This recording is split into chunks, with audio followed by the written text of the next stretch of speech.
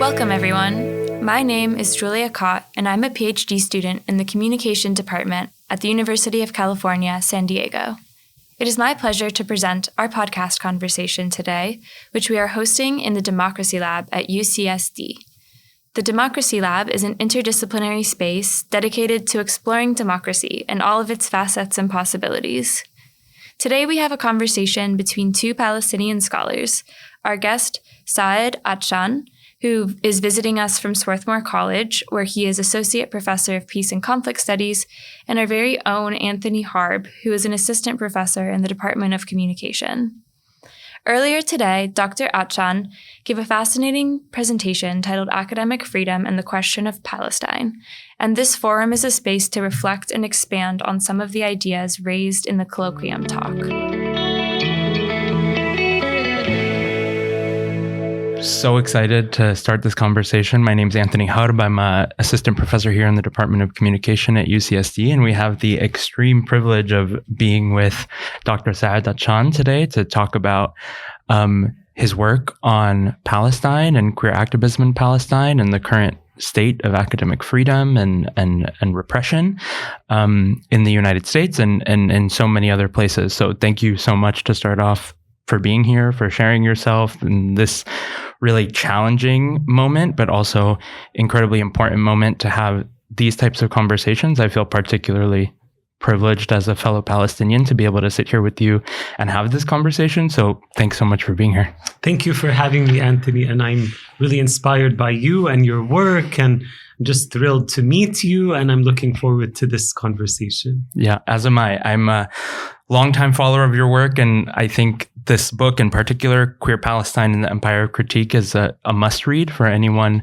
who's thinking about Palestine or thinking about activism, academic activism, the relationship between academia and activism.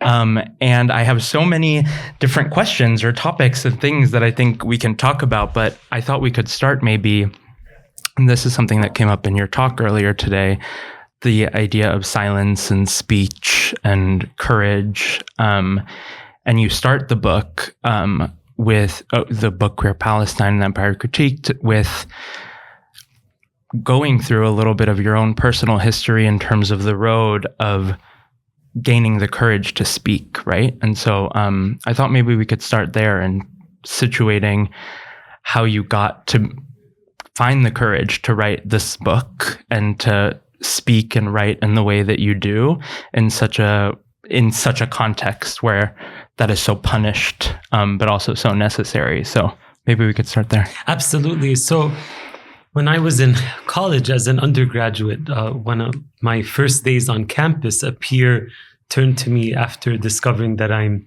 Palestinian and said, "I never knew there was affirmative action for terrorists." And at the time, I was just so flabbergasted and taken aback by that comment on so many levels. But I found myself at the time not responding and not being able to respond. And I couldn't sleep that entire night. And that process of being silenced and my voice being silenced was so painful. But I realized, you know what? I don't want to be silent. I don't want to be silenced again. And so from a young age in college, as an undergrad, in a post-9/11 context here in the US, I said, I'm going to actually pursue my passions. I'm going to be outspoken. Life is too short. And so I carried that spirit of like, never again, never be silenced again. That spirit of defiance I've really carried with me ever since. And that I carried with me in the process of writing this book as well, because I published this book pre-tenure, and in academia, there's a lot of pressure when you're on tenure track and untenured to censor yourself. And some people felt, maybe you should wait to publish this book until after tenure. And I thought, you know what, life is too short. I need to make this intervention. It's urgent. It's necessary. I want it to be timely. And so I took a leap of faith and published the book. And I'm really blessed that it's been very well received and very widely received. And I was thinking too about the experience of growing up in the West Bank and then arriving in these institutions in the US where all of I imagine there had to be a big change in terms of your socialization, in terms of what you're allowed to say and who you're allowed to say it to. And I was thinking about that in relation to my own experience as someone who was born and raised here with family also in Ramallah. My family's from the West Bank as well. And thinking about how much of a toll that socialization has taken from birth for me, right? And so I'm really inspired by someone like you who can defy that socialization basically from the minute you arrive, right, in the US. And so what do you think, can you trace anything about that growing up in the West Bank and then coming to the United States and that process of immigration and how that sort of shaped your courage or your sense of self in this particular space? Yeah, I mean, that's a really profound question. And I'm not surprised that some of these experiences resonate for you as well. And thank you for sharing your experience. And I'd love to hear more about it. To go from Ramallah Friends School, which was a Quaker school in Palestine that was established in the 1800s, where I was a student, and being in an environment where all of my peers were Palestinians and being in a society in which everyone around me is Palestinian, to all of a sudden finding myself, thousands of miles away in an institution where I was the only Palestinian student on campus. That was very jarring. When you live in Palestine, you see the diversity of Palestinian society and its complexity and its messiness, and we come in all different shapes and sizes and forms. But then all of a sudden, when you're thrust into this position where you're an ambassador for your entire people, for millions of people, it's a lot of pressure. And there were moments where I just wanted to turn to people and say, listen, guys, I'm only one voice. I can only represent myself. I can't carry this burden on my shoulders of representing all of my people. But to be constantly asked to serve as a spokesperson, constantly, it can be very difficult. And I think we have to free ourselves from that kind of pressure. But even in Palestine, so for me as a Palestinian American, also when I'm there, I do bridge building work, ambassadorial work, trying to get people there to also see the complexity and heterogeneity of American society, and that America is this vast country with many different populations and many different points of view on Palestine, and not everyone in the US is hostile to us and our struggle. And in fact, there's a lot of love and solidarity for Palestine across the US. So I try to do that work in terms of bringing that complexity and bringing those messages between these two regions. Mm-hmm. Yeah, it's such a big task and such a pressure, right? To have that spokesperson sort of identity imposed on you. And I feel that too right now, right? As someone who's starting their career in academia in this particular time where Palestine is talked about, at least in my experience, way more than it ever has been, right? And all of the pressures that come along with speaking for an entire people. And I think your book is such an amazing example of a principled critique and explanation of the heterogeneity that exists not only in Palestine, in the diaspora, in Israel, in queer activist spaces, right? In ways like we talked about earlier today in your talk as well, that have become harder and harder in terms of the shutting down of, or the lack of empathy or unequal empathy. And so I think one thing that I really take from your book is right, sitting with all of the different complexities that form activism, that form colonialism, that form all of these different structures that we interact with. And of course, your book is focused in particular on the relationship between queer activism and anti-colonial activism. And so I wanted, maybe we could give the people listening a little rundown about those intersections in Palestine to combat some of these, like you talk about in the book, the pinkwashing discourses, and how queer Palestinians have been challenging the pinkwashing of Israeli colonialism to to further dehumanize Palestinians, right?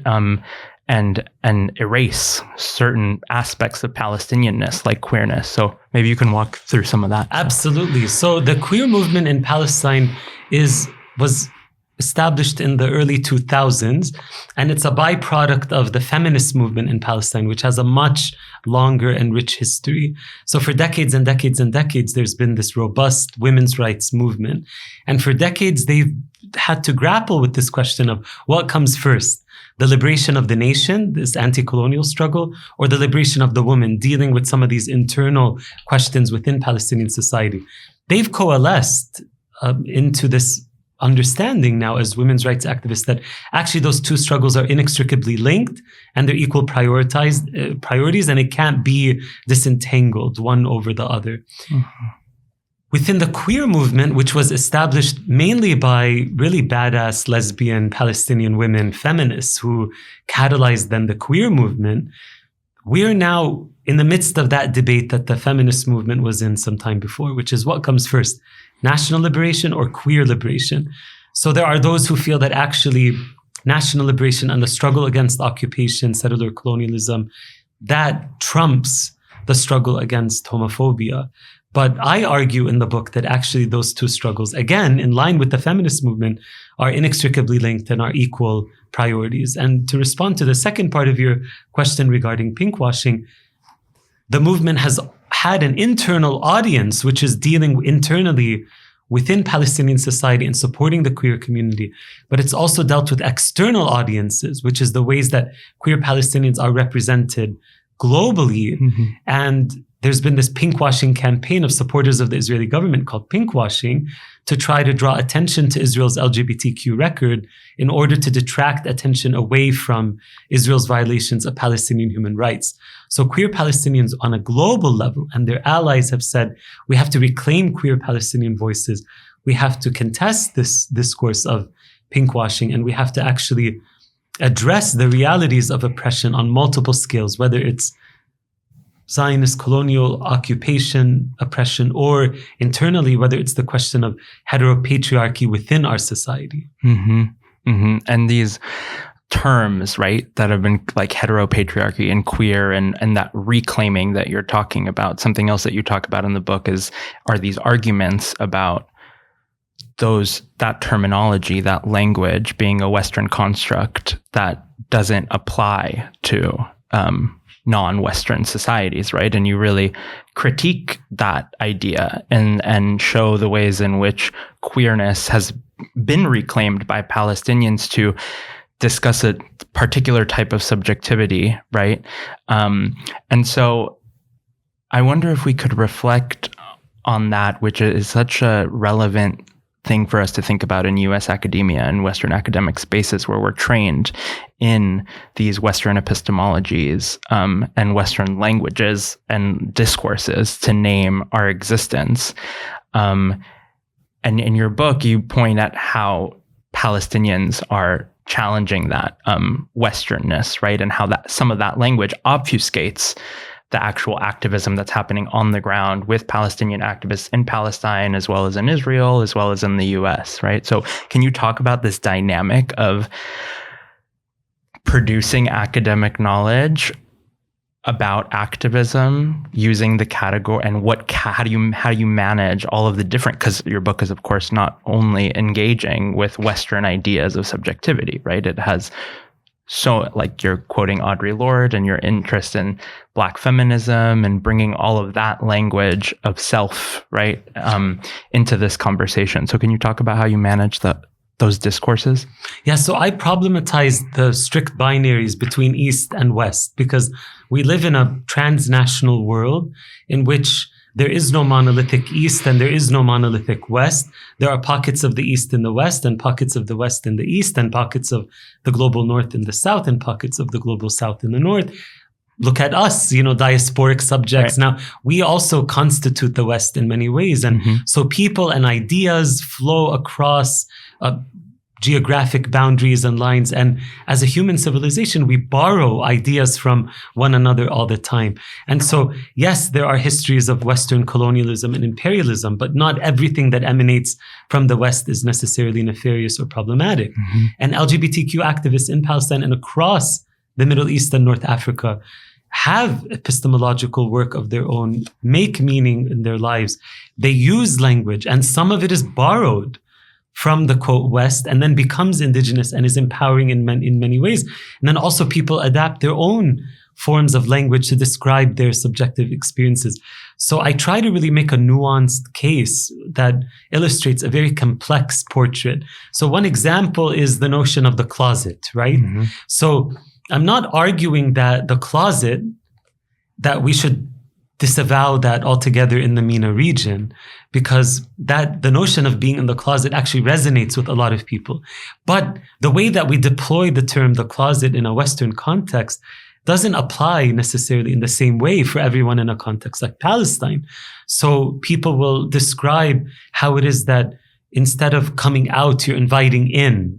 Right. And and how coming out is a dance where you're constantly calibrating and recalibrating and inviting people on an individual level who you build relationships with and trust and psychological safety into your inner life and into your inner world. So this notion that there's a closet and you were physically in the closet and now you're physically out of the closet, or temporally that you were in the closet in the past and now you're no longer in the closet moving forward. This idea that queer Palestinians use of dancing, inviting in, problematizes those spatial and temporal dimensions of the conventional notion of the closet here. Mm-hmm. So again, it applies in certain ways. It doesn't apply in other ways. The world is not black and white. It's often very gray. And that, for me, intellectually, as a scholar producing knowledge on LGBTQ activism and social movements, it's actually those moments that excite me the most. Yeah. It seems really related to how you're formulating this idea of the empire of critique, right? And combating that black and whiteness. And I'll just read just a quick quote that you call, and this is in chapter 5 on page 185 for those of you reading, where you talk about the empire of critique as a discursive apparatus that without invitation, without consent, and often without giving locals an opportunity to respond, subjects people around the world to its gaze, analysis, expertise, and critique, right? And I'm thinking about, I want to hear about how you came to this formulation of empire of critique in relation to what you talk about in terms of ethnography as lived critique and the ways in which you use the tools of ethnography, right? And coming from such a colonial discipline, such as anthropology, right? And thinking about how you use the tools of ethnography to combat some of this empire of critique that has come from the West creating narratives, right, about Palestinians, and how this book is really an example of Palestinians giving Palestinians the permission, yourself included, to narrate that own experience.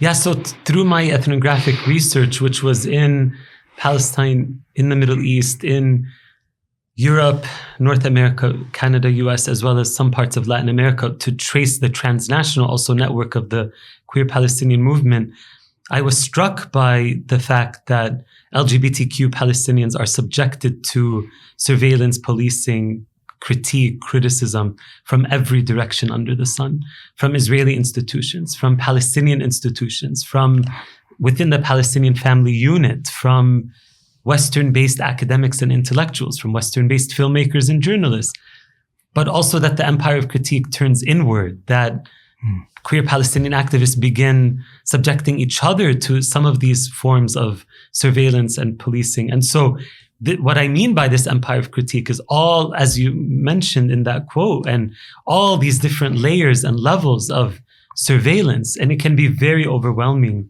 for the queer Palestinian subject to be caught up in the middle of this nexus. And so how do we move beyond that? How do we actually transcend that? In ethnography, we find tools to be able to understand it and elucidate it.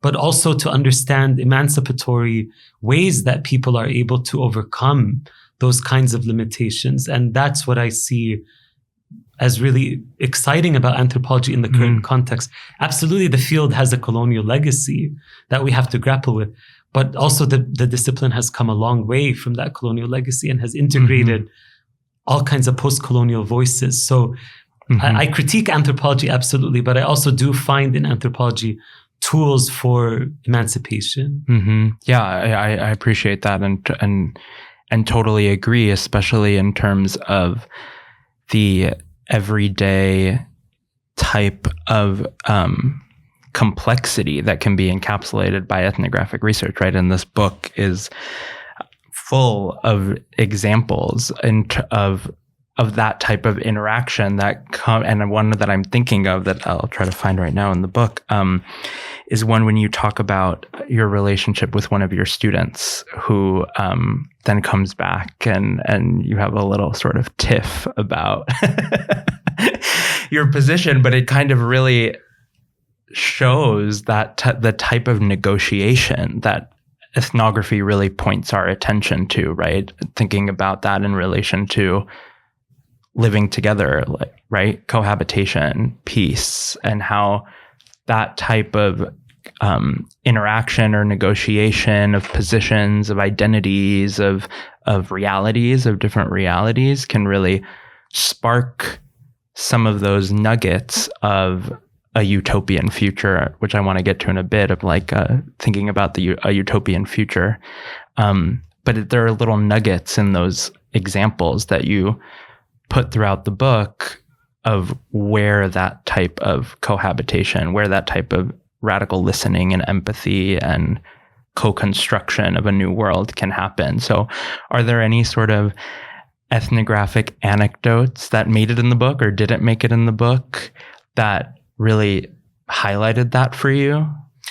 Well, thank you for reading the book so closely and for your generous words. And maybe the next edition you should write the foreword or something, but because that was so generous. And I think one of the beauties of sociocultural anthropology and ethnography as a method and a practice and a genre of writing is the attention to the ordinary, the attention to the everyday, and the politics of the quotidian, and our analytical unit being at so many different scales that transcends the fetishization of the state. You know, so much interest in the social sciences of state-to-state relations, or of course, as anthropologists, we're interested in the state, but we're also interested in civil society, and we're interested in the grassroots, and we're interested in what's happening in the private sphere and the intimacy of the home or the community or the social network on the ground. And attending to that level of analysis is often where so much politics is happening. And so I'm very committed to that in much of my scholarship. And throughout the book, as you mentioned, there are different ethnographic vignettes and anecdotes that I share.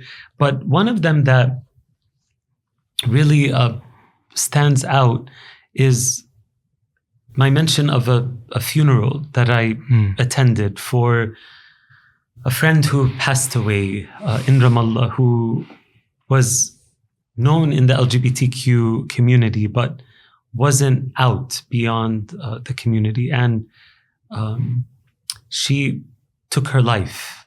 And we were at the funeral in the church in Ramallah, and there were several hundred people there. And most people did not know the cause of her death. And most people did not know that she was queer. And most people didn't know that her queerness actually was part of her alienation and part of her depression, that it contributed to that, and why she felt that living was no longer sustainable for her. But sitting in the church during the funeral services at that moment and looking around, those of us in the LGBTQ community, we recognized each other. We were legible to one another, and we had a shared knowledge of our friend and what she went through and exactly what she had experienced that obviously not everybody was privy to.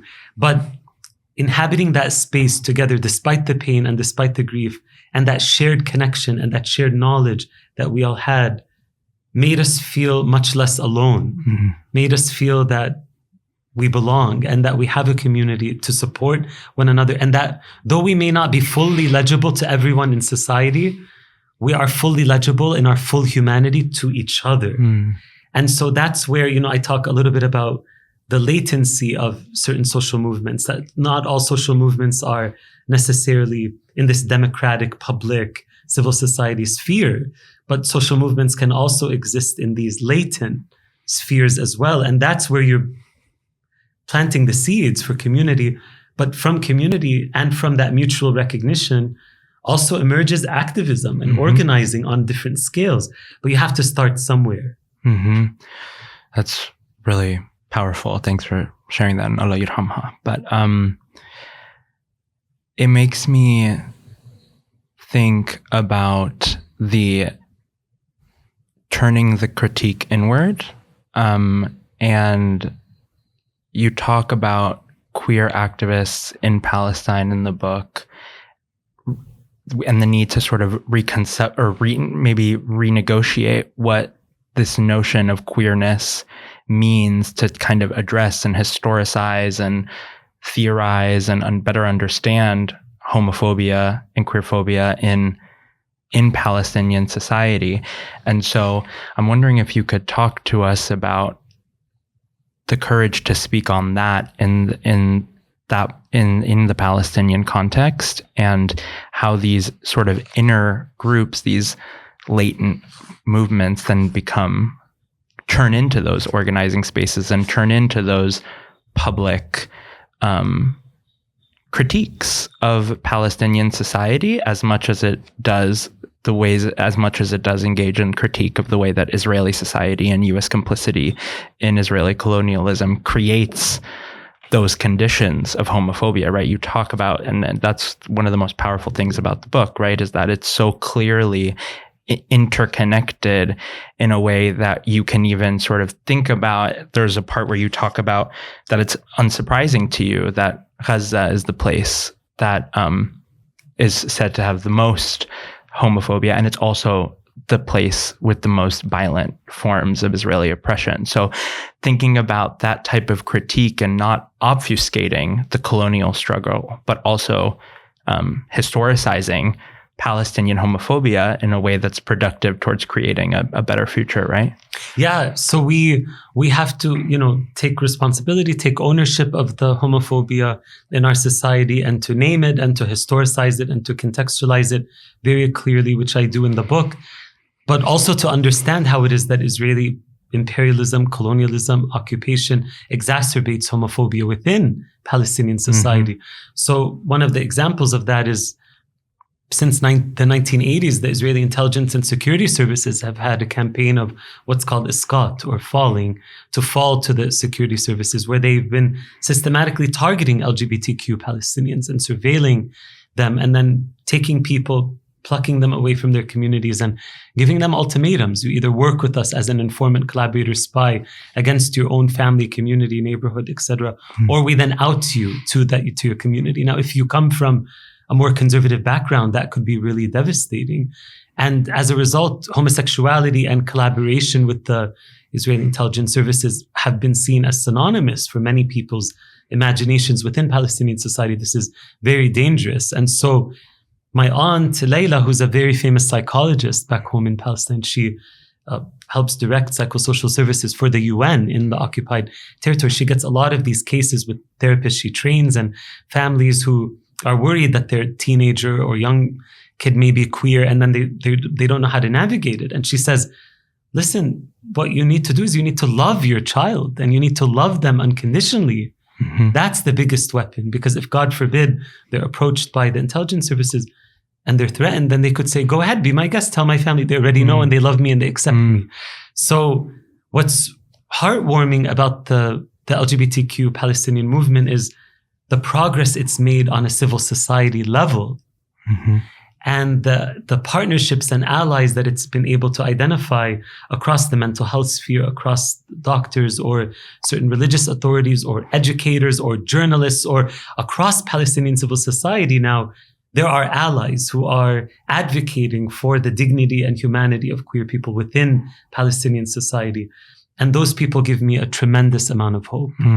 Yeah, me too. Me too.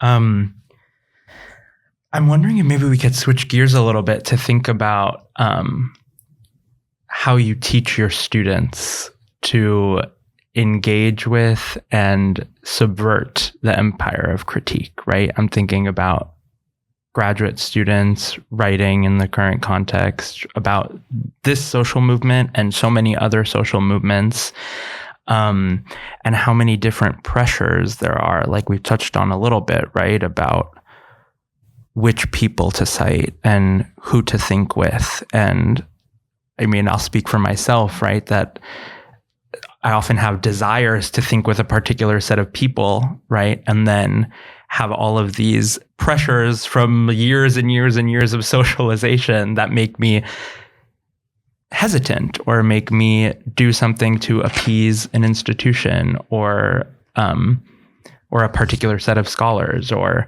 a particular discipline. And so I'd be really interested to hear how you talk with grad students about writing dissertations and doing research and working with people, and what challenges, you see that come up over and over again, and how you think this idea of how you put that into practice really in the writing of an analysis or creating and designing a project, and then being able to bring all of these interconnected systems of oppression, ethnographic data, for subjective experience, and put it all together to make an argument, right? I think that's one of the biggest challenges of working through grad school. So I wonder if you theorizing this empire of critique has helped you think with grad students about that.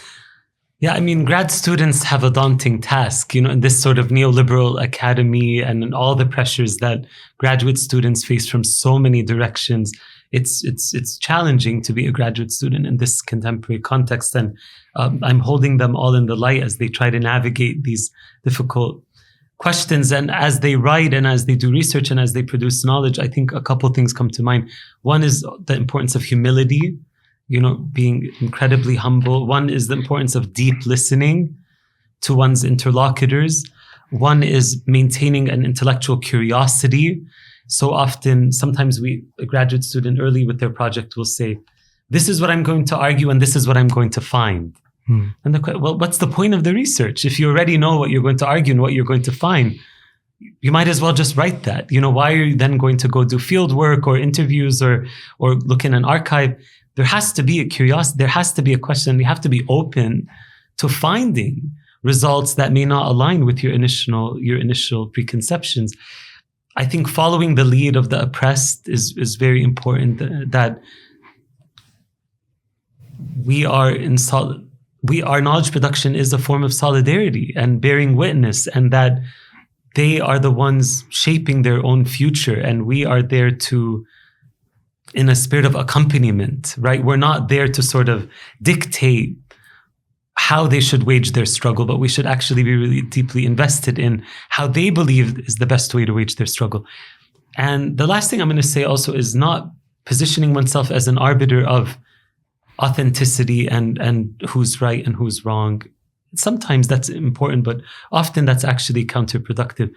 To laud one voice as the authoritative voice, and to not capture the heterogeneity and complexity that exists within the context that we're studying is a disservice. So I think the more that we can bring that generosity of spirit and that complexity, and actually in our scholarship map out the range of actors and ideologies and the contestation that exists about the pros and cons of different pathways forward, we owe it to our reader to do that. And I tried in the Queer Palestine book to do that, to really lay out for the reader, here's the heterogeneity of the queer Palestinian experience. Here's the wide range of points of view. And I tried very, very hard not to laud or uplift, one voice as necessarily the right voice over others. Mm-hmm. Yeah, I mean, I think I think you did that beautifully, in my humble opinion, of the book, and that's where the question came from, in terms of the way that you so carefully write without those types of judgments or being the arbiter of anything, but rather to point to that heteroglossia, right? And you talk about pink washing as being this monoglossic form that homogenizes, and then pink watching, right, the interruption of that pink washing, as the space for that heteroglossia, right? So I'm thinking about that into connection of what you're saying about to encourage students to center that heteroglossia, right, and that multiplicity of voices that then, construct different forms of truth and not just one truth about any certain thing, right? And this is where your training in linguistics is coming through very clearly. Exactly, right? Right, exactly. That's, I'm a sociolinguist, and I'm constantly thinking about, of course, the language that we use to name ourselves into existence in relation to one another. And so I really appreciated how carefully you how you talk about it in the book and your talk too, about understanding the relationship with Israeli citizens, with anti-Zionist Jews, with Palestinians, and how it's equally complicated. And you said earlier today, right, that sometimes you have way more in common with people that you're not supposed to, following identity politics in that way. But that in those moments, that's where the sort of subversive seed can be planted, right? To reject all of these structural things that are imposed on us and not adhere to those structural differences, but using our language and our bodies and our, ourselves to disrupt some of those structures, right? And that kind of leads me to maybe thinking about, you talk about it at the end of the book as like a framework in terms of this queer utopian future thinking with Munoz's work. And I wanted to ask you about, one second. Right. So I'd love to have, space in this conversation for you and us to imagine what a utopian queer Palestine looks like, right?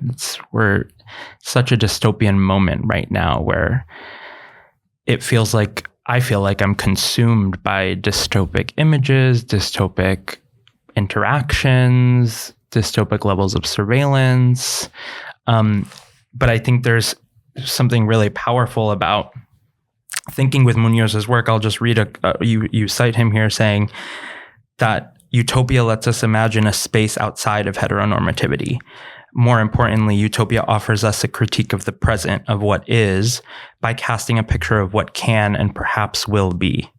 And then he goes on a little bit later to say, it is productive to think about utopia as flux, a temporal disorganization, as a moment when the here and the now is transcended by a then and a there that could be and indeed should be.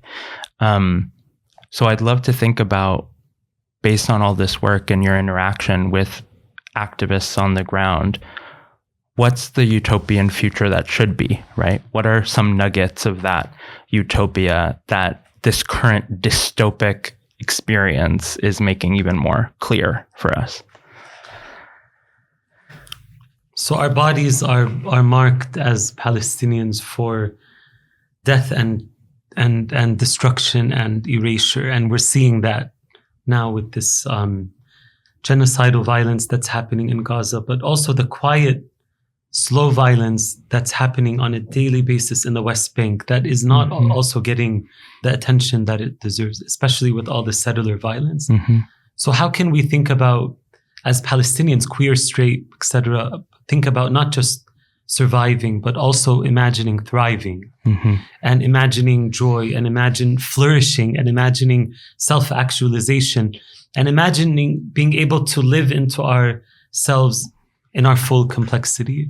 And this is where the queer community comes in, because we put a mirror to society, and we put a mirror to these systems of oppression and structural and physical violences at all of these different levels. But as we imagine a utopian future, and utopia can have this, negative connotation for being unrealistic, but I'm sure that Nelson Mandela, 27 years in prison under apartheid, by year 25 probably lost hope that he would ever be released, let alone that he would become the democratically elected of a, quote, rainbow nation of South Africa. So we have to hold on to that hope and that imaginary and a sense of the future. So thinking about a decolonized Palestine, Israel, thinking about decolonization, which is, includes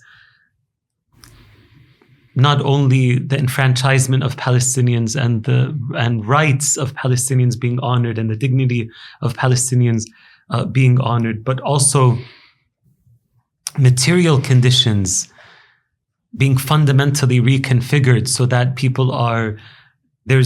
there are reparations, there's compensation for the loss of ancestral lands, of resources that have been decimated, and people have been robbed of their resources and their futures. So reinstating that and addressing those harms from the past is absolutely essential. And then ensuring in that context that there is equality between Palestinians and Israelis, and that Palestinians and Israelis can live together, not with one population as the rulers and masters of the other, but as true neighbors and equals in the shared land. And within that landscape of freedom, political freedom for all Palestinians, true freedom and true socioeconomic and civil and economic rights, socioeconomic and civil and political rights, we can also envision that flourishing for queer subjects in all of their fabulousness and that love that my aunt mentioned, and that unconditional love that we have for ourselves and we have for each other as queer people and as allies and across Palestinian society. This is the kind of future we're trying to build, truly a future in which it doesn't matter if you're Palestinian or Israeli, it doesn't matter if you're queer or straight, it doesn't matter what your positionality is, you're human. And by virtue of you being human, you belong in this, quote, holy land. And you deserve to have the right to bodily integrity, and you deserve to have the right to rights, as Hannah Arendt once described. So this is the future that I imagine. And none of what I said is unrealistic and it's utopian because of the dystopian present. Right. But it's not unrealistic. We can achieve this in that land. We can get there. And I actually truly believe that we will get there within my lifetime. I do believe we will get there. We have to hold on to that hope and we have to work towards it. Yeah, inshallah, right? Inshallah. And we're amongst all the horror, Palestinians are teaching us life in that way, to continue that hope, whether it feels super utopian in this dystopian moment. But I agree with you. And I think your book also shows that all of these things that are happening on the ground that don't end up in books, right? And you quote Toni Morrison in the beginning, right? Like, if there's not a book about it, write it yourself, right? And you really did that for the queer Palestinian community, I think, and giving us all of these little nuggets of seeing how that is not an unattainable utopian future, but rather the project of the present, right? And so I think that's a really important piece to keep in mind, and as we grapple with the current moment and how despairing it can be in terms of losing hope and getting too comfortable in the dystopian reality that we're living in. Thank you for that. I wanted to read this last quote by Audre Lorde that you end the book with, because I think that's also a really powerful place to end. So I guess I'll just to start wrapping up this conversation, I thought we could end where we started, about courage to speak. And I think as Palestinians, of course, we're working through that, but so many other people are working through that as well. So many allies, so many people in solidarity with our cause, with this movement, are feeling scared and nervous to speak. And we need all of those voices, right, to continue working on this project of the present, of imagining a decolonized and enacting a decolonized Palestine. And you end the book with a quote from Audre Lorde that I'll read, that maybe we can end on, and you can say anything you like about why you chose to end the book with this quote, which is, "And when we speak, we are afraid. Our words will not be heard nor welcomed, but when we are silent, we are still afraid. So it is better to speak, remembering we were never meant to survive."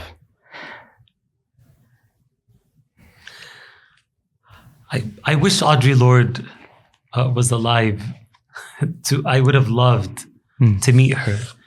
The brilliant Black lesbian feminist poet and activist and thinker and writer. Reading her work has given me life. I mean, her work has sustained my intellect, my spirit, but also my political engagement. And when I came across those words in that particular poem, we were never meant to survive. It's so true. We were never meant to survive, but nonetheless, we've survived. And so what more can we ask for? So that let's speak, because yes, it's scary and we're silenced in many, many ways, but we have to break that barrier of fear. And there's something so powerful about hearing those words coming from that voice with that positionality.